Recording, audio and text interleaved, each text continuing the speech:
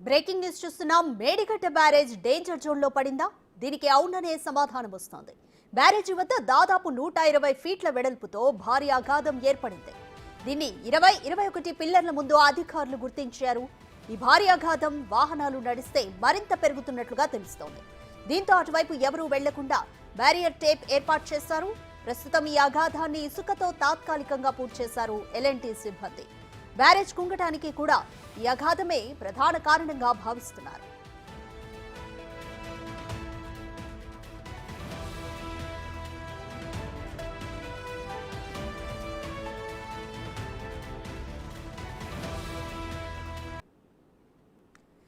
మరింత సమాచారం మా ప్రతినిధి వేణు అందిస్తారు. వేణు, మేడిగడ్డ ఇప్పటికే సమస్యాత్మకంగా ఉంది, ఇప్పుడు ఇంకా డేంజర్ జోన్ లో పడిందనుకోవచ్చా ఈ అగాధంతో?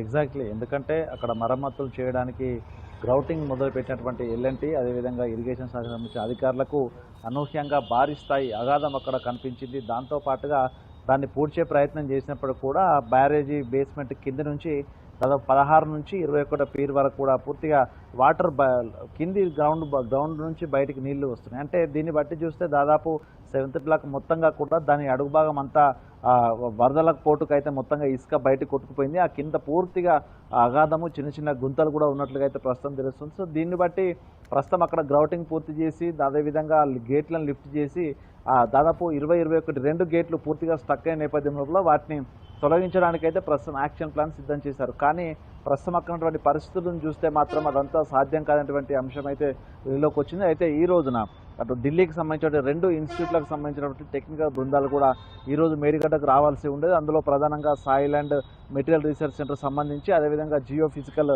రీసెర్చ్ సెంటర్ సంబంధించి 2 టీమ్స్ వచ్చిన తర్వాత అక్కడ సీట్ పైల్స్ వేసి తర్వాత ఆ వరద పోటు, ఎందుకంటే జూలై లోపల భారీ స్థాయి వరద వచ్చే అవకాశం ఉంది. జూలై లాస్ట్ వీక్ లోపల 25 నుంచి 26 లక్షలకు పైగా వరద పోటు వచ్చే అవకాశం ఉంది. ఆ స్థాయిని ఈ షీట్ పైల్స్ తట్టుకుంటాయా, 7th బ్లాక్ ఏ విధంగా మరింత డ్యామేజ్ కాకుండా కాపాడాలనే అంశంపై వాళ్ళంతా కూడా అక్కడ పరిశీలన చేసి హైదరాబాద్లోని అటు ఇరిగేషన్ శాఖ ముఖ్య కార్యదర్శి అదేవిధంగా ఇంజనీర్ల బృందంతో చర్చలు జరపాల్సి ఉండేది. కానీ నిన్న ఈ అగాధం బయటపడ్డ తర్వాత మరంత వాళ్ళ షెడ్యూల్ కూడా చేంజ్ అయినట్లుగా తెలుస్తుంది. ఇప్పటికే ఈఆర్టీ టెస్ట్లకు సంబంధించిన రిపోర్టు అదేవిధంగా బోర్ టెస్టింగ్ సంబంధించిన రిపోర్టు దాంతోపాటుగా అక్కడ గ్రౌండ్ పెనిట్రేటింగ్ రాడార్ ఇమేజ్ సంబంధించి మొత్తంగా రిపోర్ట్స్ అన్ని తీసుకున్న తర్వాత ఇప్పటికే బోర్డ్ ఆఫ్ ఇంజనీరింగ్ చీఫ్స్ లోపల దానిపై స్టడీ చేస్తున్నారు. అంటే గ్రౌటింగ్ చేసిన తర్వాత గేట్ లిఫ్ట్ చేస్తే వరదలకు ఫ్రీ ఫ్లో ఉంచితే ఇది తట్టుకుంటుందా, లేకపోతే కింద ఉన్నటువంటి ఈ అగాధాలను పూడ్చడం ఎలా అనే దానిపై ప్రస్తుతం ప్రధానంగా ఈ అధికారులు ఫోకస్ చేశారు. అయితే ఎల్ఎన్టీ కూడా తాను ఊహించని విధంగా కూడా ఈ భారీ స్థాయి అగాధం బయటపడడంతో తాను కూడా